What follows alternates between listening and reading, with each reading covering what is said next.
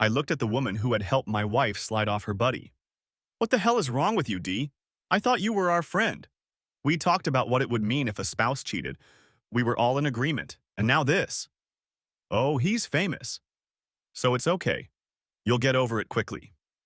I always thought you were a bit stupid, but I underestimated your idiocy. By a wide margin. I want you to do one thing for me. Don't ever talk to me again. Ever again. You wouldn't like it if you did. If I find myself in the water and I go down for the third time and you walk by, keep going. I'd rather die. Now get away from me. It was evident that she was not herself. I had never come close to talking to someone in our circle like that. I turned and started to stalk toward the door when I was intercepted by a huge bouncer. Is the night over already? Get out of my way. He smirked. Oh, drunk and belligerent. I think for everyone's sake you should just turn around and go back to your table. Have some drinks, I'll make sure they're on the house. I glared at him until he started to get a little nervous. How much is he paying you to intervene? Hopefully a lot, because if you don't get out of my way right this damn minute, you're going to need every penny. His eyes widened and he pouted slightly. You're not going to get me. I'll wipe the floor on your sorry ass and not break a sweat. More than likely, but you should know something. I don't fight fair and I don't forgive. If you beat me, be sure to finish me off, because when I come to my senses, I'm coming for you. You're gonna have to think twice before you go into the dark for the rest of your life. Maybe I'll just hire a couple guys and be 1,000 miles away when it happens. Maybe I'll pay them a little extra to make sure your career as a security guard at the club is over. If I can't get to you, then, you married? Parents? You're gonna puke every time you look at them when I'm done. So you have a choice. Move. He didn't notice as he stepped back. Funny thing is, he was at least 65 tall and weighed about 300. I had 5'11 and 180. In me. And I was willing to bet he had a much better fat-to-muscle ratio than I did. I had something he didn't. Pure, unadulterated nuclear rage. It couldn't be beaten. I was almost to the door when someone grabbed my arm. I clutched at the arm and spun in place, pulling the person holding me away. When I realized it was Janie, I let her go. I was about to walk away when she grabbed my leg. Don't do this. Think about your kids.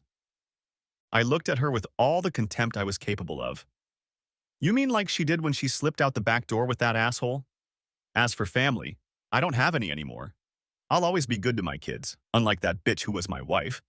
Maybe I'll file for custody in the divorce. After all, her actions today prove she's an unfit mother. She let go of him and covered her mouth with her hand. I managed to make it to the elevator before another volley rang out. Bob, think about this.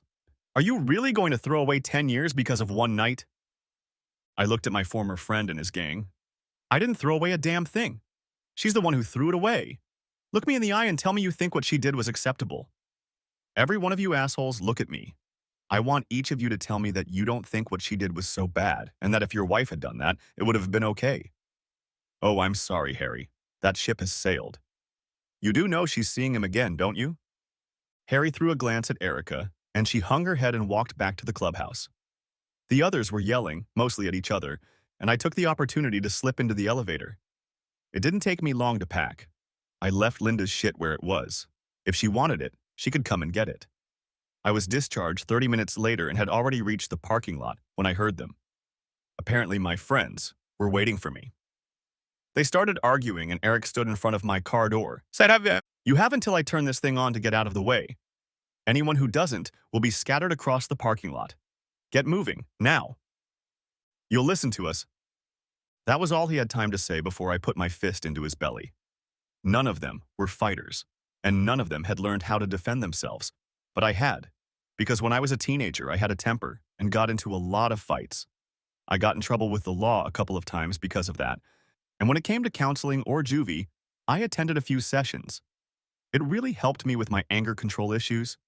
I still lost my temper, but I rarely lost control. And right now, I didn't care. I walked over and unlocked my door, looking back at them. I put it in gear and stepped on the gas, ripping forward with a screech of tires. They scattered like quail. I had no idea where I was going or what I was going to do when I got there. She'd been gone for almost an hour by then, so she was probably already having fun with him. My first inclination was to find them and leave them both in a pool of blood. but I doubted that would happen for a number of reasons. The guy was number one on the local football team, and they pinned their hopes of having a winning season this year, or maybe even a championship on his abilities. He had just signed a 3-year contract worth $106 million on top of the millions he had already made. His house will probably be locked up tighter than Fort Knox. Besides, I wasn't a martial arts expert or a former Navy SEAL. I was just a guy. A guy in decent shape, but still just a guy.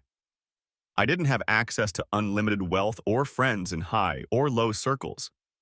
I was sitting at a stoplight, and then it hit me. There was something I could do, and now was the time to start doing it. I realized that if I went forward, there would be no turning back. I stopped in front of a late-night diner that advertised free Wi-Fi. Before I started, I thought about my plan. If I wanted revenge, social media was the most appropriate way. Linda had every imaginable account: Facebook, Twitter, Instagram, even something called TikTok. I wasn't an IT nerd. I could barely get online, but I knew someone who could. My niece. She had just turned 18 and had 4 scholarship offers, 2 from Ivy League schools and 2 from technical colleges on both coasts. I called her and she was very surprised to hear from me so late, but when I told her I would give her $500 if she would come and help me, she was very interested. I was about to tell her where I was when I heard a ping. "Got it, Unc. We'll be there in 7 minutes." I wondered who that "we" was, but as long as she was walking, I didn't care.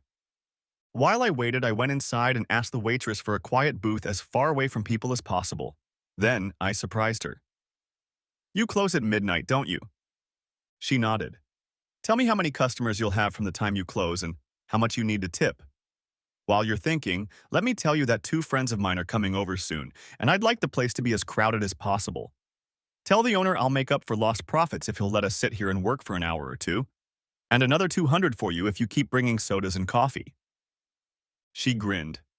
It's the end of February, and it's damn cold outside. Everyone who's plugged in is hanging out somewhere or staying home. I'm going to close right now. I can get away with it since I own the place. Give me 400, 3 for me, and 1 for my cook. Do you need anything before I send him home? Just then my niece came in, and with her a lad. I almost didn't recognize her. She seemed to have really cleaned up her act. I immediately apologized. "I'm sorry, guys.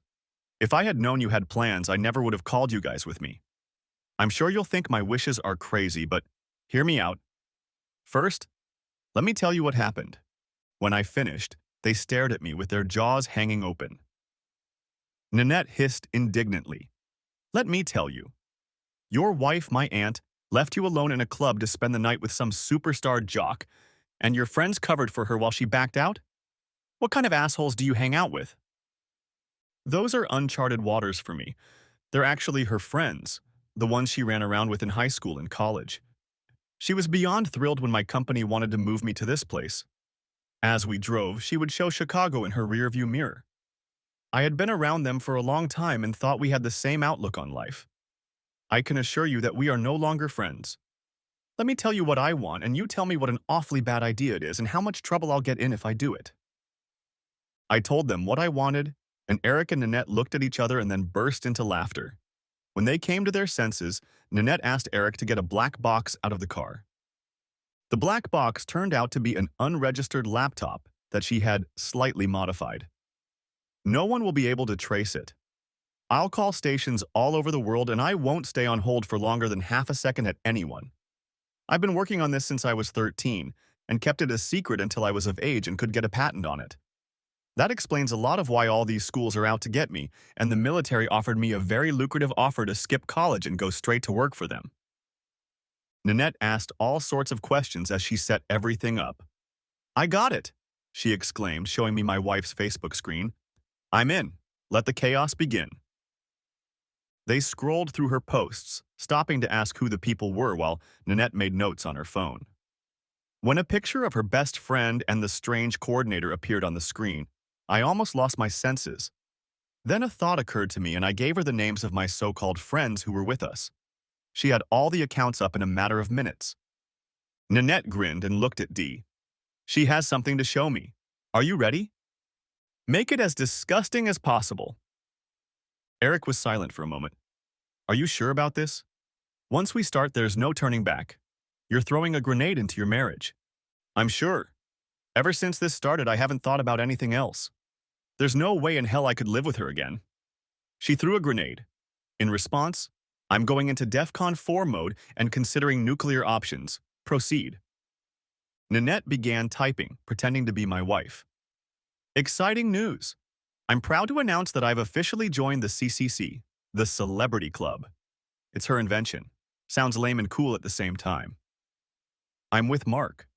I'm happy to say that he has a really tight end and can ram him when he finds a hole to slip into. I'm so proud that he picked me out of all the women in the club. Thanks to my friend for stepping in and talking to my husband while I slipped away. I'd say I owe you a debt of gratitude, but I've done the same for her before. Remember that girls' weekend in Atlantic City, D? You scored on a hockey player, and according to you, he really knows how to score pucks. Ha ha ha. After that, Nanette mimed a bunch of smiley faces. Then she started again. Right now we're resting, so to speak, at halftime. We'll start the second half soon. Hopefully it will go into overtime. She then forged messages from all the women who were at the club, giving her literal high fives and telling her they couldn't wait for their time with the stud. Janie rebuked her husband for being like an asshole on needles. He doesn't have to be rich.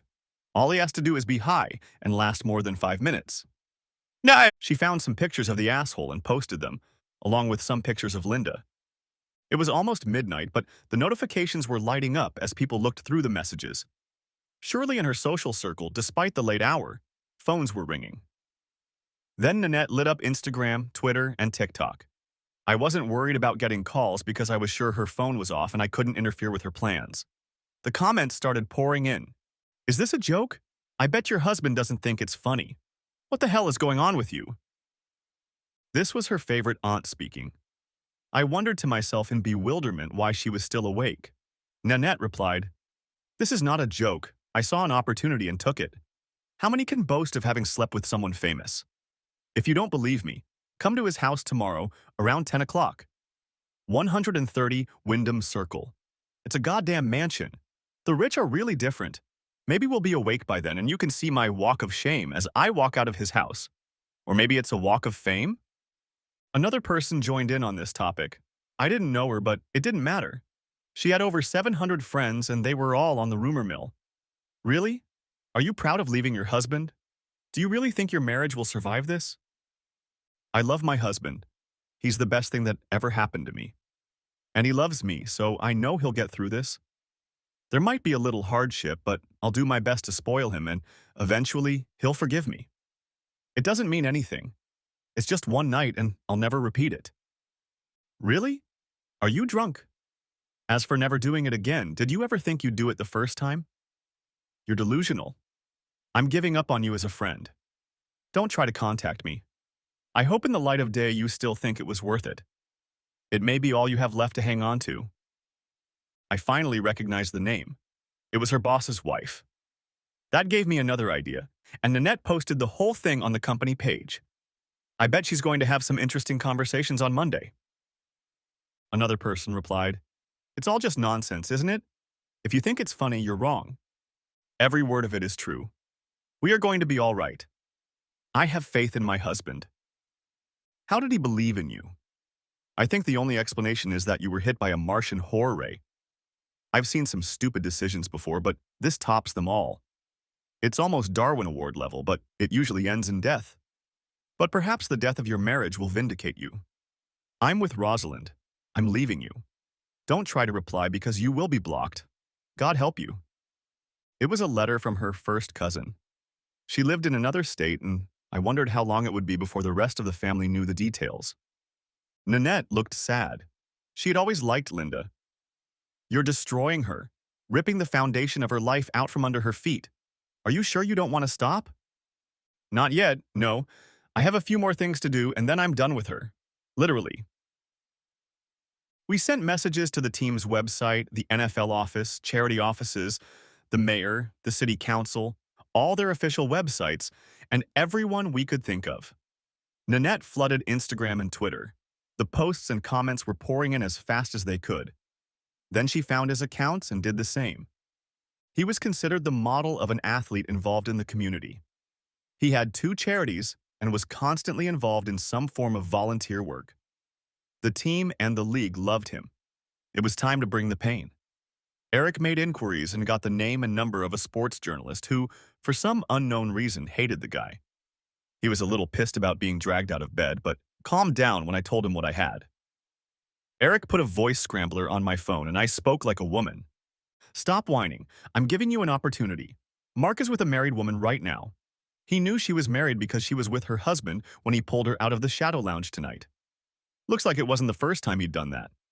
Talk to the bouncer if you don't believe me. Her name is Linda Hamilton. She's been married 10 years, has 2 young kids. So much for the NFL poster boy, huh? We later learned that he was furious because this man had pulled the same stunt on him.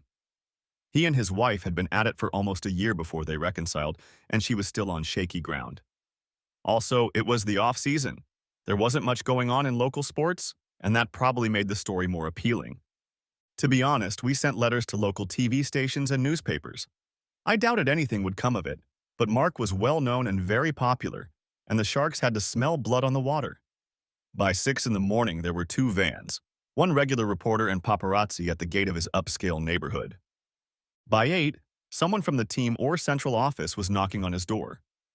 He opened it in his robe, and cameras pointed from vantage points the videographers had found.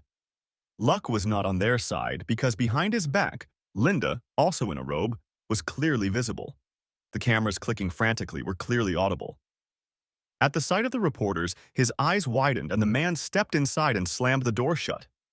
The man must have told him the whole story, and Linda immediately opened her Facebook page. That house was a mansion of good brick and timbers, but the scream could be heard even beyond the gate. It was the scream of a mortally wounded animal. She tried to close her account in a rage, but found it locked. Nanette later counted them, and it turned out that in the first 6 hours alone, over 3,000 comments had appeared on all media platforms. Linda had never been more popular. At 10 o'clock, they finally left the house. Linda had her head covered, but everyone knew who she was. It was hard to believe she was being covered, but then again, he was a popular personality, and it was the weekend, so there wasn't much news. She got into the unknown man's car, and he drove around the house, pulling out of the driveway. This wasn't their first rodeo, and the paparazzi spotted the driveway as well. They even managed to get a clear shot of Linda as she drove by. The man drove her home, and I wondered what she thought about when she was alone. I picked up the kids from the babysitter and drove them to my parents' house. I wasn't surprised to see her parents there because we were all very close. Both mothers were Facebook friends, so they saw everything. But again, she wasn't alone. 4 cars were following her home, and now they had her address. She got out of the car and ran to the front door as questions rained down on her. Was she his girlfriend now? Had she left her husband for him? Did your husband approve of this? It was a particularly stupid question, but it was asked often over the next few weeks. When I talked to her family, it was a little stressful. We know what she did. Everyone in the southern half of the country knows. We also know it wasn't her on Facebook. Judging by her actions, she's not that smart, but she was never suicidal. How could you do that to her? Ask her the same question and get back to me. I had no intention of keeping the kids from her, but I wanted a few days to pass and things to settle down.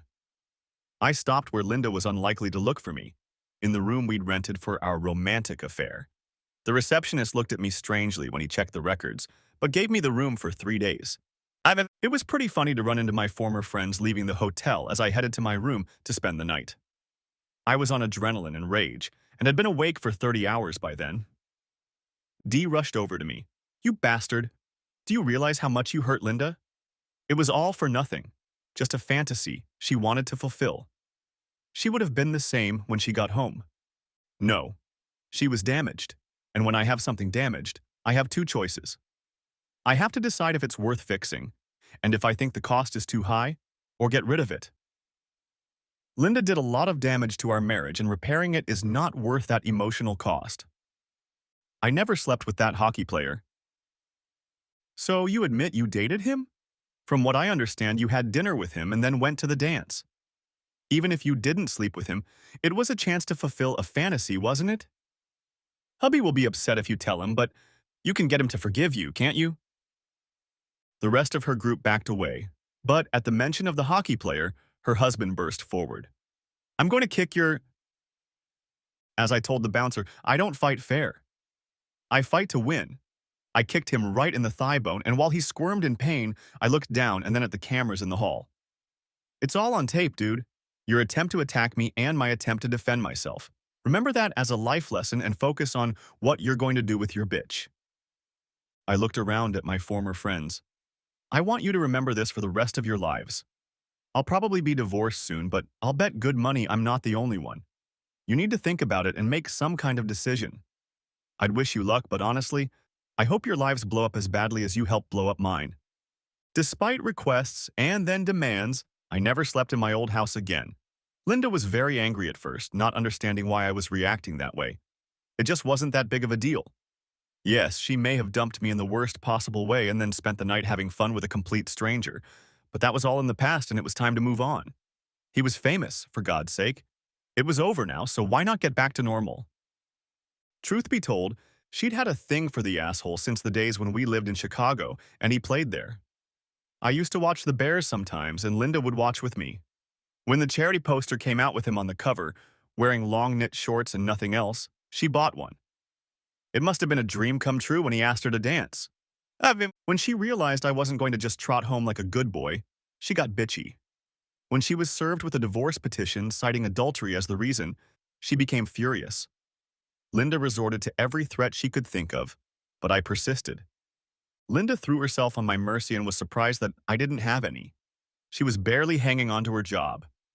It was a long time before her boss told her not to do more than necessary, and even longer before his wife acknowledged her presence in the room.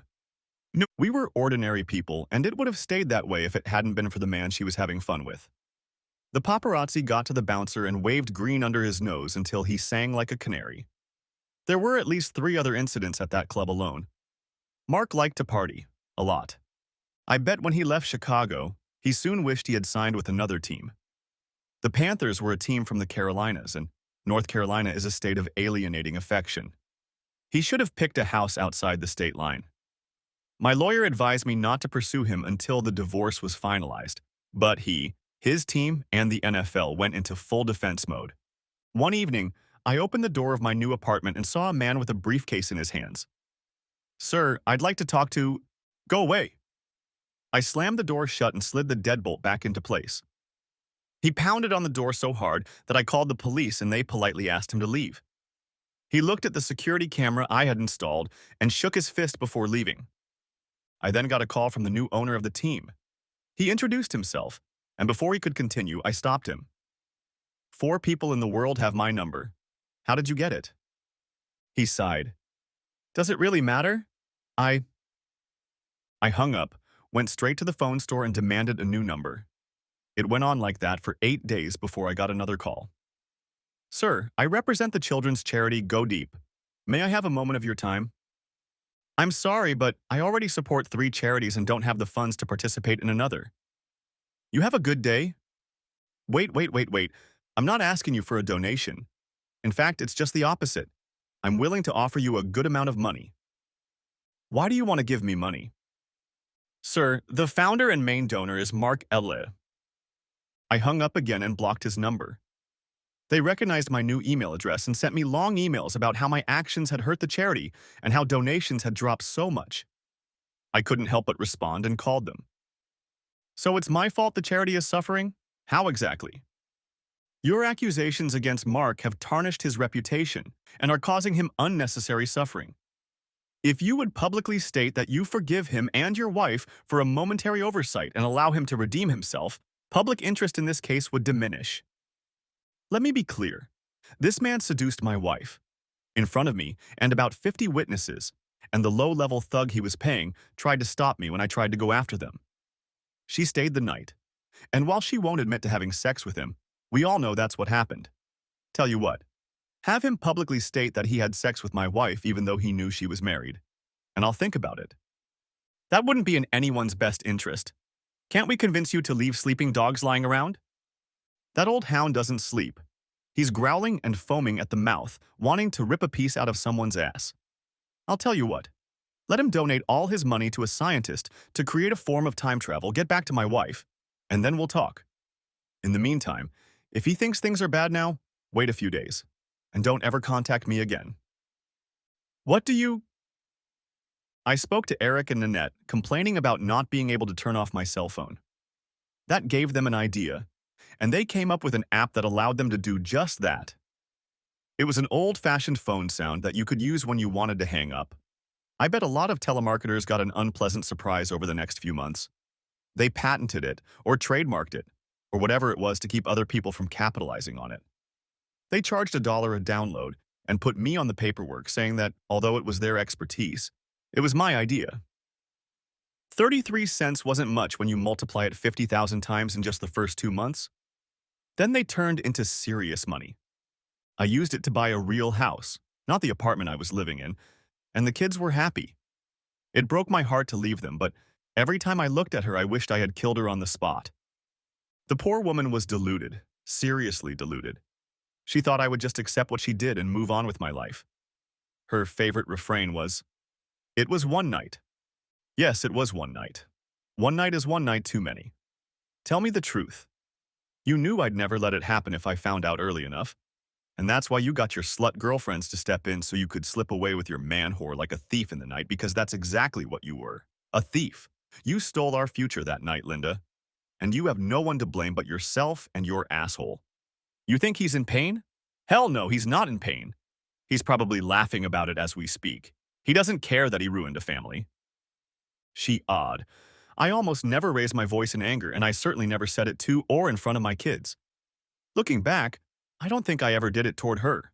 Perhaps that was the problem. She thought I was weak and was afraid I would leave her. The kids didn't take to it very well. Eventually, I sent them to therapy, and it started to help. The therapist was careful not to belittle their mother, but she told them that their mother had made a very bad error in judgment and was now reaping the consequences. She invited us to attend a couple of sessions separately, and since I was paying, I got a summary of the sessions. She still denies her guilt and tells the children that, although she did something, it wasn't bad enough to divorce her because of it. Your little girl asked her what she did, and she told her that it was an adult matter, and she would realize it in a few years. Your son is only 4 years old, but he memorizes everything he sees and hears in the media. She never answered his questions directly, just told him she made a terrible mistake and is trying her best to fix it. I don't think he believed that and has a strong dislike for his mother. I was asked the same questions at the session, and I answered them as honestly as I could. Yes, son, I am divorcing your mother because of what you have heard. She broke a promise and a commitment by acting this way. You know that when you promise something, you have to fulfill it. When you become an adult, things get a little deeper. She made these promises in front of 200 people, legally and spiritually binding, and she knew full well what would happen if she broke them. But she did it anyway. I still love your mom, but I don't trust her anymore. And trust is the key issue. Let's say I promised to pick you up from school on Wednesdays, and I did for a year. Then I missed one and left you where you were. I knew I should have picked you up, but decided I was more interested in doing something else. How many times will you stand there waiting for me before you realize you can't trust me to pick you up?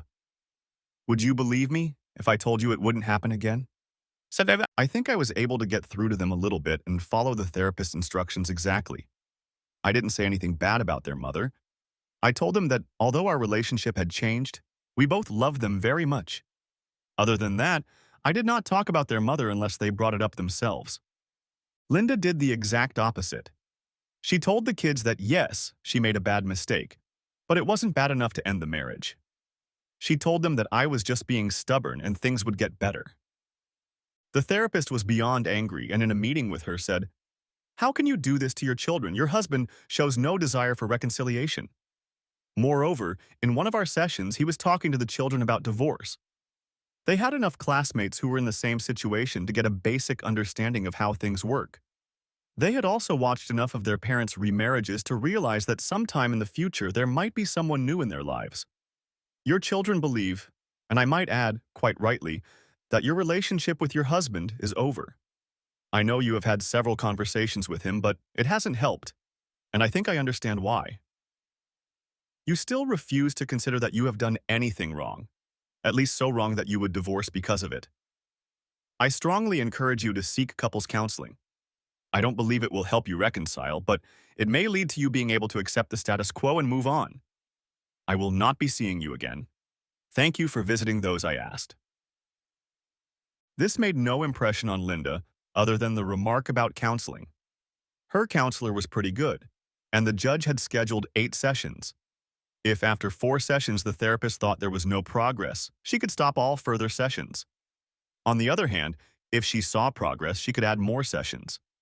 My attorney tried to gag me, but I stood up and asked the judge if I could speak. He nodded, warning me to be polite. Your Honor, I need to be clear. I have no interest in a further relationship with my wife other than as joint parents of our children. With that in mind, I will attend sessions, but I absolutely refuse to attend more than 8 sessions.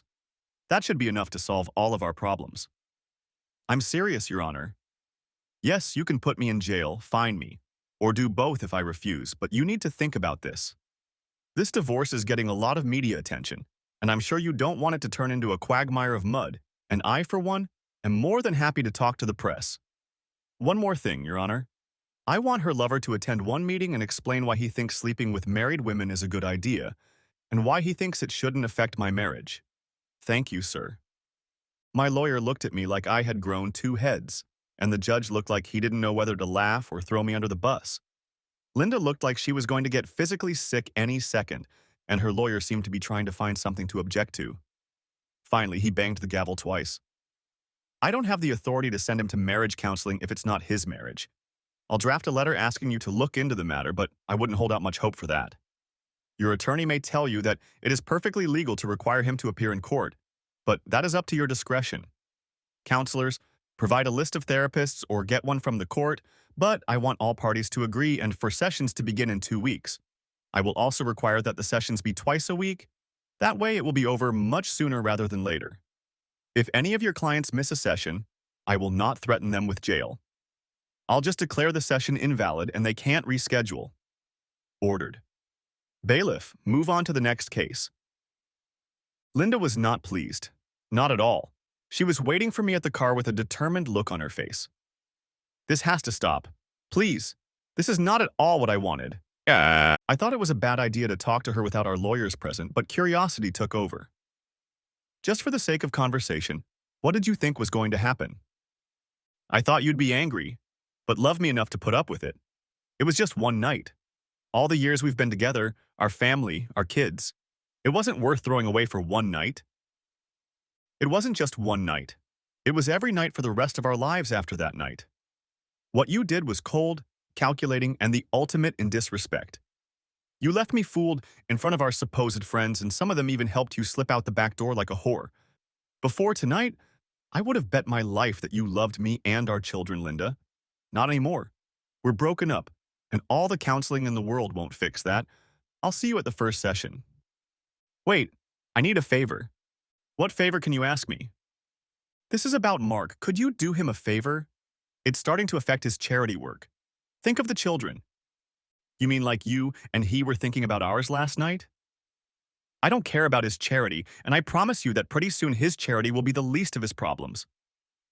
Will you tell me how you know that? She had enough guilt to lower her eyes. He called me. Called you? How did he get your number? Her face reddened, and then it hit me. You gave it to him that night, didn't you? In case he wanted to repeat the performance? No, I don't know why I gave it to him, I just did. I should have known you wouldn't help. I just laughed and got in the car, marveling at how stupid she had become. While all of this was going on, I was under pressure to be reasonable. The league, the team, all the football-related organizations, charities, several sports talk shows. Everyone was pressuring me to leave it alone. Even my boss, a big fan of the team, put a little pressure on me. In response, I found another job. I think he realized too late how I would react and how it would look to everyone else in our organization and the public. He tried to back down and keep me on the team, but it was too late. I wondered how angry he was about the complaint I had filed with corporate HR. I had a feeling his future was toast, and I assumed that wouldn't happen to a more deserving person.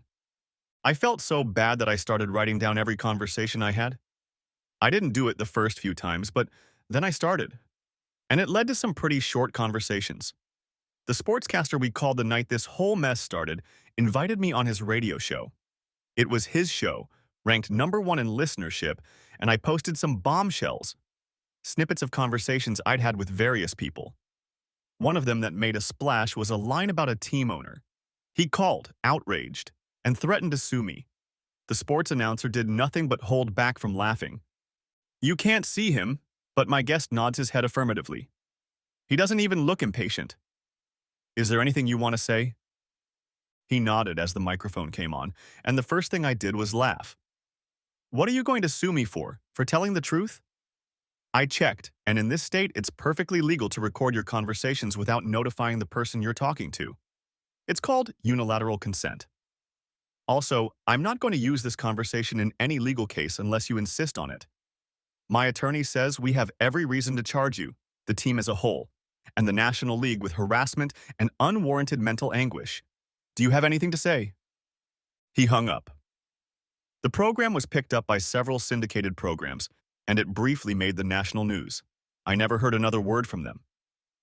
Mr. Mark found that the press ignored him unless someone wanted to ask about the divorce. He was used to being treated like a hero, to being the center of attention, and it made him very upset.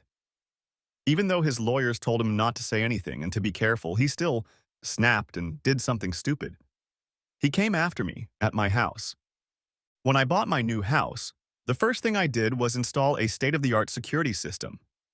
Ironically, it was the system he had advertised in the company commercials, and he was right. It was worth it. One night there was a knock at the door, and when I looked at my phone, the doorbell camera showed 3 very large men standing on my front porch. They didn't look happy. I had my kids with me, so I pressed the silent alarm button, which automatically alerted the police. They called right away. You'd be surprised how many people set it off by accident. Sir, this is 911. Did you send out the alarm? Yes. There are 3 very large men standing on my porch. 3 men I don't know. 3 men who don't look happy. I didn't open the door, and now they're pounding on it, demanding that I let them in. Sir, we have a car 4 minutes away. If you fear for your safety, don't open the door. I thanked them and waited 3.5 minutes before opening the door, making sure the storm door was locked. What can I do for you? Mark sent us to reason with you. You will immediately drop all legal action against him. And if I don't? Then we will teach you a lesson in cooperation. Gentlemen, you are trespassing. Please leave the premises immediately. The largest of them sighed. Well, boys, it looks like this man needs convincing. When he ripped the door off its hinges, it could have been made of styrofoam. They were about to enter when a voice sounded behind them. Police, stop immediately and turn around with your hands up. If looks could kill, they wouldn't have to touch me to get what Mark wanted. The big guy looked like he was about to get into a fight, but his buddies talked him out of it. Pretty soon they were all on the ground with handcuffs on their hands. The sergeant took my report from me, and after reviewing the records, charged them all with trespassing. Later I learned that the penalty for trespassing was much more severe. The difference was that trespassing was usually a spontaneous decision, and there was usually no serious criminal intent. On the other hand, if you come onto someone's territory on purpose to cause them harm, that's a whole different category. It turned out that one worked at the stadium as a keeper, and the other was just a friend of the third. He was on the team's practice squad, but he was immediately expelled. Apparently, Mark had promised him a spot on the team if he did him this favor, even though he had no authority to do so. The rest of them got $1,000 each. It cost Mark a lot more because he had to pay the lawyer's bills. I don't know how much it cost him, but they all pleaded guilty and got a huge fine that Mark had to pay. He had to go to court for setting it all up, and even his hero status couldn't save him. His lawyers managed to reduce the case to a misdemeanor. He had to pay a $5,000 fine and do 200 hours of community service. TMZ took a video of him in an orange vest picking up trash on the highway. It went to YouTube and gained 600,000 views in the first week. Linda was quickly becoming the most expensive woman he'd ever gone after. Some fans turned against him, and although it wasn't seen on TV, signs appeared in the stands as the new season began. It was affecting his play, and one group put up a large banner. Put someone's wife on the goal line. It will make him focus. Of course, stadium security made them take the banner down, but it was too late. Within 3 hours, the video went viral and racked up 750,000 views in the first 2 days. Mark went from being a franchise player to getting little playing time, and one of his sponsors scrapped the campaign they had started until things settled down, which meant never.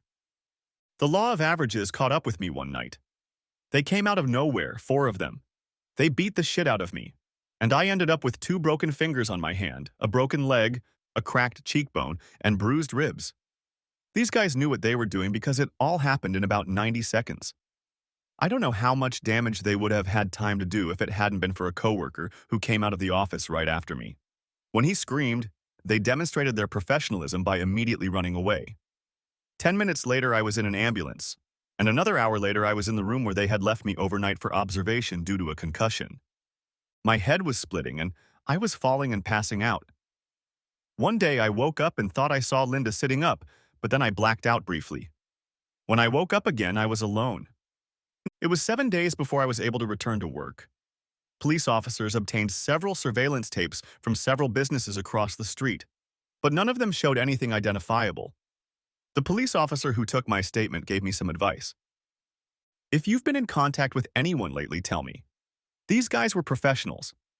They avoided cameras as much as possible, wore big hats and loose clothing, so we don't have faces or anything recognizable like tattoos or scars. I told him my sad story.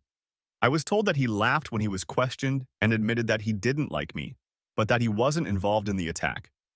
They didn't believe it for a minute, but they had no proof.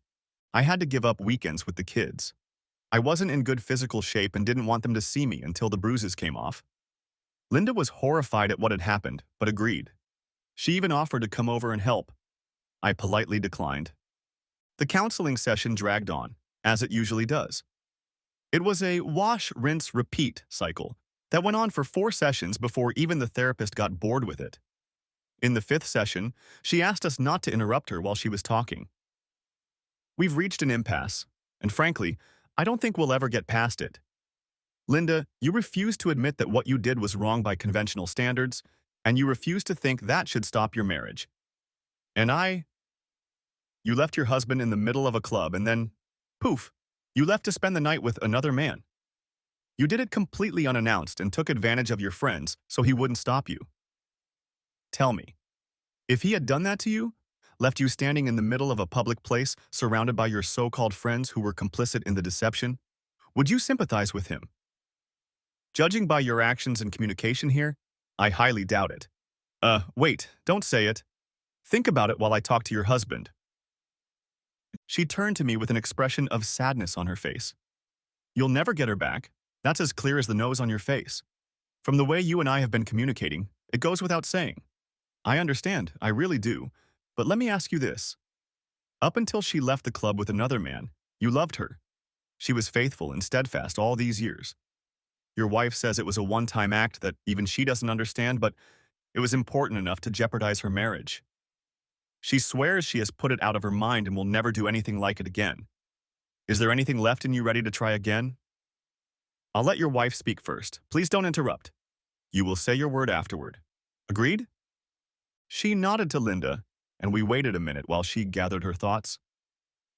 You know, you've talked a lot about how I have little remorse for my actions. I am remorseful, very remorseful. I never thought it would hurt our marriage until after the divorce.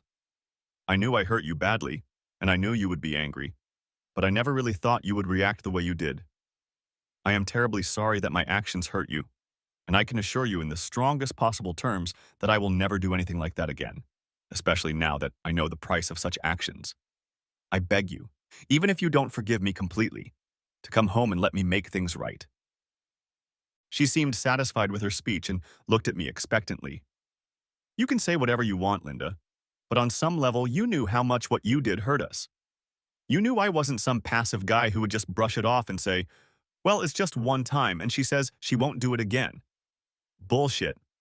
If I did that, you'd lose all respect for me and probably wouldn't actively seek her out.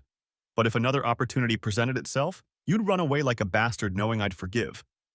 I don't do that now, and I will never allow myself to be in a situation where I have to forgive again. Aside from the blatant disrespect you showed, the destruction of trust in my marriage topped it all off. Even before I left, if you had been gone for more than 30 minutes, I would have wondered if you were having fun with him or someone else. Let me make this as clear as I can to you. We're not staying married. I'm divorcing you. You can drag this out, use every delaying tactic you can. But eventually, the court will get tired of it all and it will happen. Please don't put it off any longer. I looked at the counselor. Are we done? She sighed. Yes, I will submit my report to the court no later than Wednesday. Say the marriage is irretrievably broken and recommend that they grant the divorce. No, I'm not giving up. Please, darling, think of the children. I am thinking of the children. I think about them every damn day they're gone. Tell me, Linda, if the kids were so important to you, how many times did you think about them while he was shaking the shit out of you in his mansion? Was the trip worth it? For you, maybe. For the rest of your family, who have yet to live in the real world, not so much. Face it, Linda, you screwed up. Pun intended. See you in court. I think the consequences of her action eventually caught up with her. Eventually, everyone just got tired. Her lawyer was tired. My lawyer was tired. The judge was exhausted. One of the bailiffs looked like he had aged 5 years since the trial started. After the therapist's report, the judge cut short another attempt to stall for time and declared us divorced. Linda walked out of court without saying a word, and my attorney only grinned when I asked the question. Now? He grinned a wild grin worthy of a rabid mountain lion. Yes, now! The next day, Mr. Mark was sued for alienation of affection. He didn't have to sign with the Panthers or buy a house in North Carolina. I'm told his outrage was simply epic. He can't do that. His lawyer sighed. Unfortunately, he can. It's still in effect in North Carolina. Before you start talking, yes, it's an archaic law that should have been repealed years ago. Most states did. Unfortunately, this is not one of them. My advice is to settle the case as quickly as possible and put it behind you. The bad publicity could cost you more than the settlement. Everyone in his orbit called. His lawyers called. The heads of his charities called. Team representatives called, even the NFL commissioner, all begging me for an out-of-court settlement. The offers kept getting higher and higher, and even my lawyer told me I should take it, but I refused. It didn't matter that I wouldn't get anything. What mattered was that I could sling it in the mud.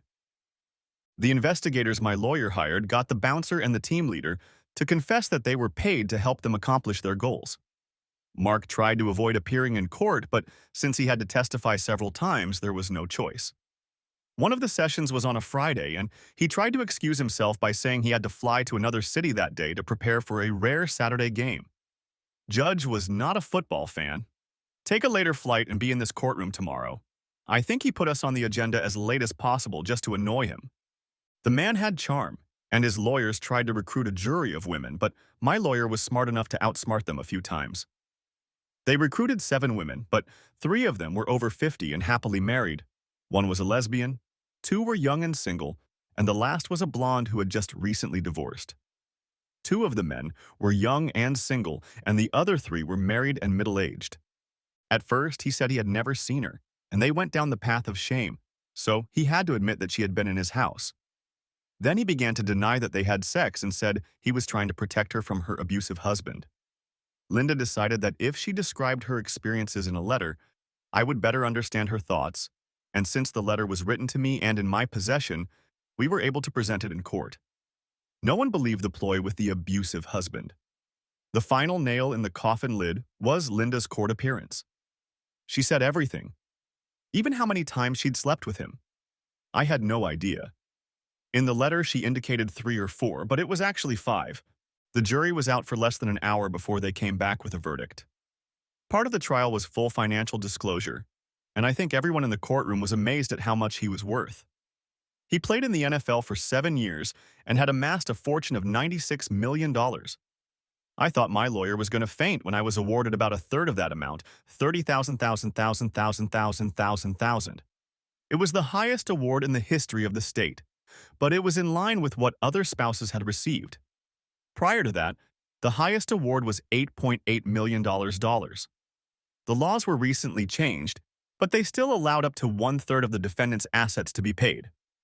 Of course, when this was passed, It is unlikely that anyone thought that a case with that amount of millions would ever arise. There were several proposals in the state legislature to repeal the law, but they didn't make it through committee. I was lucky. His lawyers pouted their lips and tried to appeal, secretly urging him to take the deal and be done with it.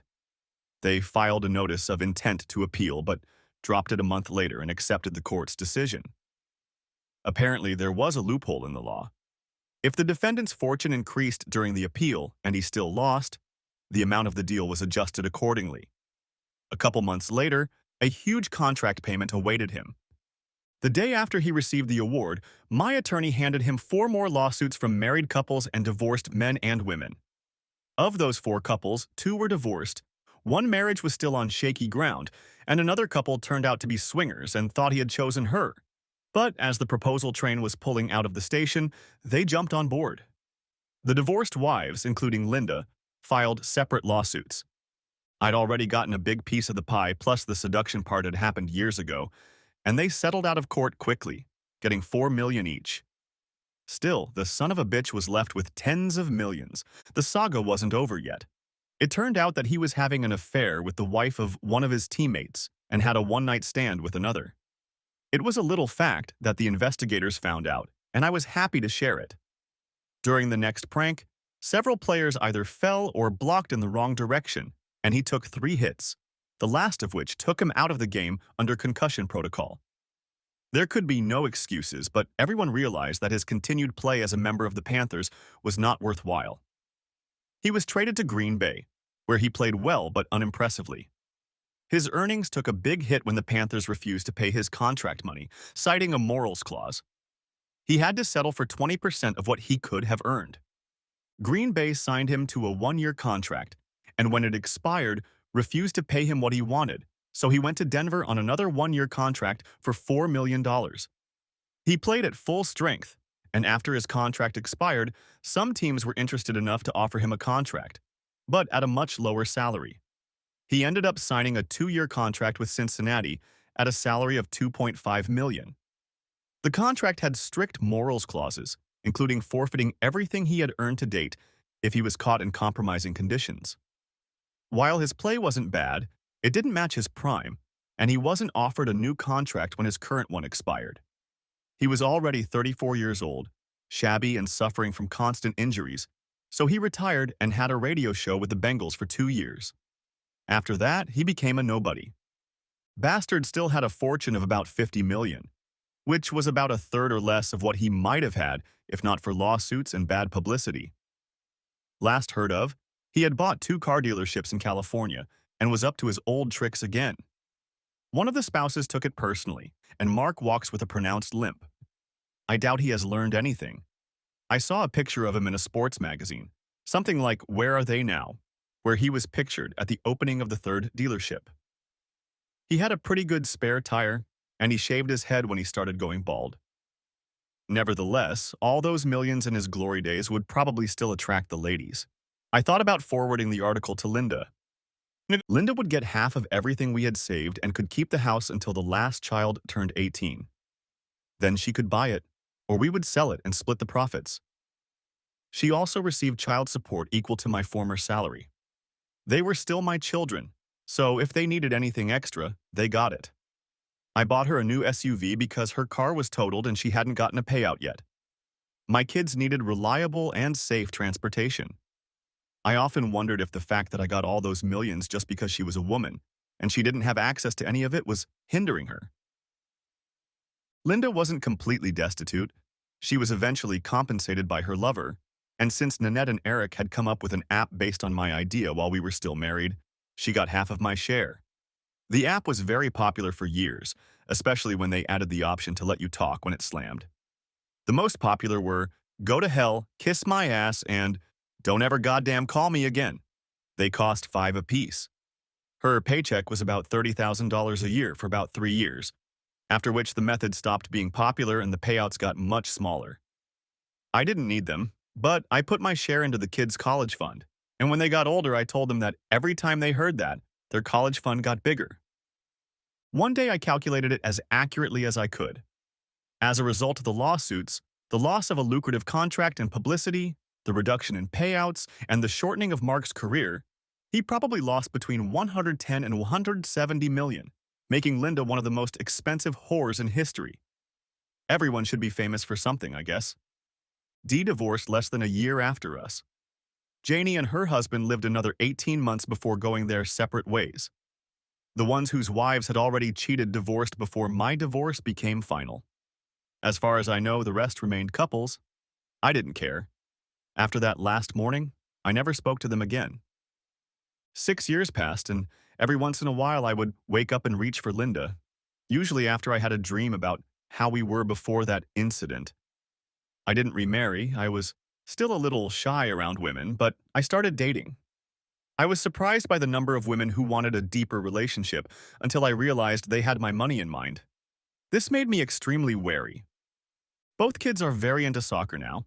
My son does it mostly for friends and fun, but my daughter is very serious about it and has some good talent. Her best friend plays a little better than she does, and I got to know her and her mom through all these sleepovers. Scarlett was wayward and not very confident due to her psychopath ex abusing her.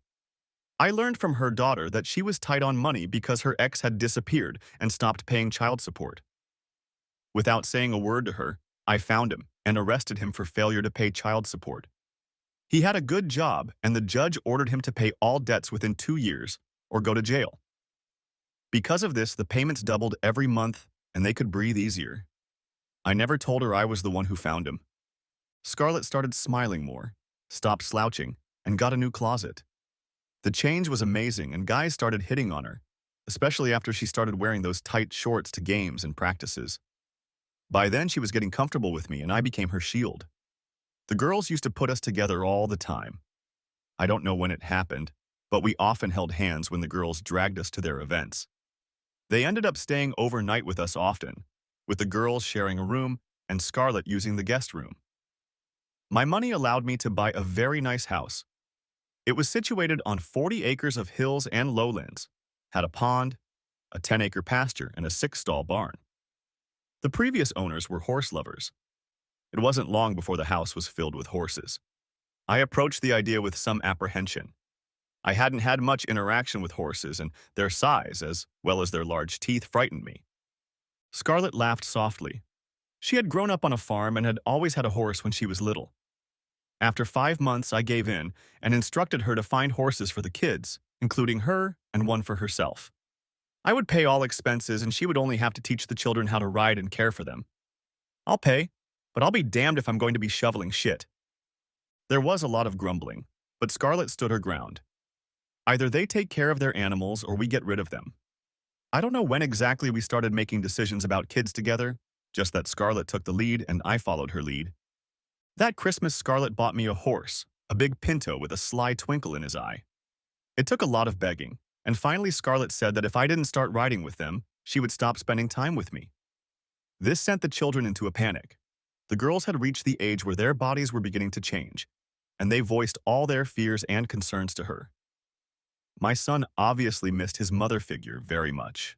He had a lot of problems during the divorce, and Scarlett seemed to be a calming factor. I learned to ride and eventually started shoveling horse shit. Scarlett had us put the waste in a pile, and after it matured, she would use it for compost in her garden. Now, I'm not sure exactly when I agreed to a vegetable garden, but one day we were buying a cultivator and hand tools. She tried to operate the cultivator, but the big machine was bouncing around.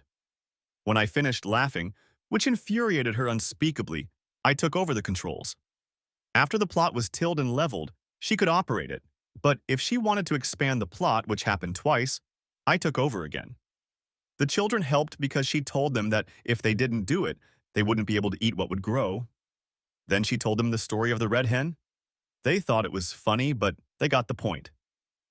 We had just taken the girls to soccer camp, and I asked her if she thought she would ever start dating again. Wasn't she tired of being single? Her face turned red and had a, "you really don't like what's going on" expression on it, but then she started laughing. "I'm dating. He's a pretty nice guy, even if he's oblivious to the world around him most of the time." Jealousy shot through me like lightning. She saw it and grinned. "I'm dating you, silly. How many times have we gone out to eat, to the movies, or on field trips with the kids? I don't know why I even keep an apartment. We're with you 5 days a week as it is. But it's just family stuff. You're absolutely right. I'd paint you a picture, but I'm afraid you'd break down trying to figure it out. It's family stuff because we've become a family. Your kids already call me mom when you're not around, and Kelsey plans to take you to school on Father-Daughter Day. It's a good thing she's at a different school now, or there would be a major scheduling conflict. By then, she was already holding my hand. It's a good thing your son went to science camp. I'm in love with you, sweetheart, and have been for a long time. I respect your position because I know your ex has caused you a lot of pain, but tell me, when was the last time you were with another woman? You can't, can you? Maybe because you have feelings for someone but you've been afraid to tell her? That's going to change today. It's time to make a decision. If you want me, turn right toward your house. If not, turn left and take me to my apartment. The choice is yours. Just at that moment, we pulled up to an intersection. I fiddled with the signal a bit and grinned. Check this out. I think the left turn signal is broken. I'd better turn right then. I'd hate to provoke a collision. Her smile outshone the sun. Oh, there will be a collision. A big one. The kids will probably hear everything in their camps. Now hurry up. Let's go home. Before we turned into our driveway, I grinned. Good thing I bought a house with extra bedrooms. Kelsey gets to pick one of them. Her grip on my arm nearly cut off my circulation. That won't be necessary. The girls have already decided to share a room, at least for a while. I'm sure they'll want their own bedrooms later, but right now they're together. And who knows, we might need an extra bedroom someday. As soon as the garage door closed, we pressed against each other for a few minutes. When we finally pulled away, she took my face in her hands and looked into my eyes. You don't talk about it, but I know what happened to your first wife. I just want you to know that I don't really like the club life, but when I indulge in it, I indulge completely. I don't have much, but I have honor. And I swear to you that in a future relationship, I will never do anything like this. Ever. I promise. Is that enough? I looked into those soulful, loving eyes and smiled. Enough. Later, she offered to sign a prenup, but after my outburst, she only chuckled and never brought it up again.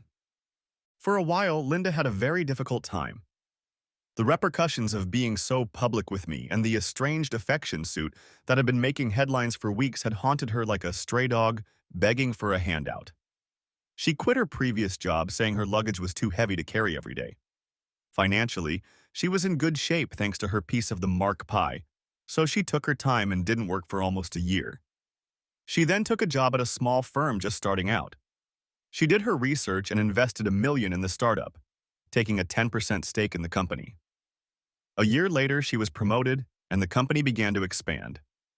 I researched them more out of idle curiosity than anything else, and while they had a good product and a good business plan, they were seriously underfunded. I discussed this at length with my investment managers, and when they went public, quietly invested $5 million in our children's names and gave Linda proxies to vote. Despite what she did to me, she always looked out for her children's best interests. As a result of the purchase, she became the controlling partner. When it became necessary to split the business, she was promoted to vice president of sales and production. Linda worked 50 hours a week or more, but seemed to be thriving, plus the children were often at my house looking at their younger brother with delight. Scarlett was 6 years younger and told me that one of the conditions of marriage was to have at least one child. Daniel Brock, that was his grandfather's name, was almost 2. And I was even glad the older kids liked him so much because it gave Scarlett a break now and then. The first thing she did was, at my insistence, change careers and become a stay-at-home mom. It was a full-time job having to keep up with 3 teenagers and a 2-year-old. I still don't sleep well, and sometimes I open my eyes in the middle of the night and think about where I would be now if Linda hadn't cheated. Then I noticed something. If I got up to get a drink or go to the bathroom, Scarlett was restless when I returned, but as soon as I lay down and touched her, she immediately fell into a deep sleep. Often, I woke up to the fact that she was lying almost on top of me. It was like she wasn't happy and didn't feel safe unless we had physical contact. I also realized that we often held hands when we walked or went shopping, except when one of us needed to go get the kids. Then her hand was back in mine. I searched my memory. Linda usually slept as far away from me as possible, claiming she was too hot to be comfortable. We were at our son's high school graduation. Scarlett went to take pictures with his friends. Linda's new husband went with her because his son and ours were great buddies, and that's what initially brought them together, as it did Scarlett and me. They had been married for 3 years now and seemed happy. She looked at me with sad eyes. Can we talk for a minute? Sure. About what? I need to give you something 12 years late. To apologize, it took me about 4 years and several therapy sessions to really understand what I did to you and the pain you went through. If anything, I'm sorry. Even today, I can't tell you why I did it and thought it would be okay. And this is after years of counseling. For years, I was so angry at you for divorcing me that I couldn't think straight. In my warped view of reality, it wasn't a big deal. I had a chance to sleep with someone famous, and I took it without a second thought. You should have been proud of me. I looked at her and she smiled. I know. Reality didn't come for a long time. Then, after about 2 years of therapy, my counselor asked me who was on your list of celebrities. Remember, all the people we would sleep with if we were single and had the chance? I immediately thought of Anne Hathaway. Still in love with her? I grinned. Yeah, I like her. I think she's gotten even better looking as she's gotten older. Then my psychologist asked me how I'd feel if we were at a premiere or something, and you had the opportunity to sleep with her. You had someone distract me, and then you left with her. And then you came home, pretended it was no big deal, and wondered why I was so upset. I laughed at first. He would never do anything like that to me, I told her. Then she made me think about it as if it had really happened and the whole world knew about it. I closed my eyes and replayed the whole thing in my head. I was almost in a rage imagining it. That's when the breakthrough happened. As angry as I was at you in the fantasy, I actually did the exact same thing to you in reality, and nothing could change that. So here's my apology. I behaved wrongly, and you had every reason to divorce me. If you had left with Anne, I would never have believed you again, no matter how many times you professed your love for me and swore it would never happen again. If I had known then what I know now, I would have laughed in his face when he asked me to dance. I thought about that for a minute. Thank you, Linda. In a way, it makes me feel a little better. I thought about it as I walked away. The water through the dam is not recycled. Burned bridges are very hard to rebuild. You take what life throws at you and do the best you can with what you have. With Linda, I had a lot, but with Scarlett, I have everything. Thanks for watching. I hope you enjoyed it. Subscribe to my channel and watch for the next video.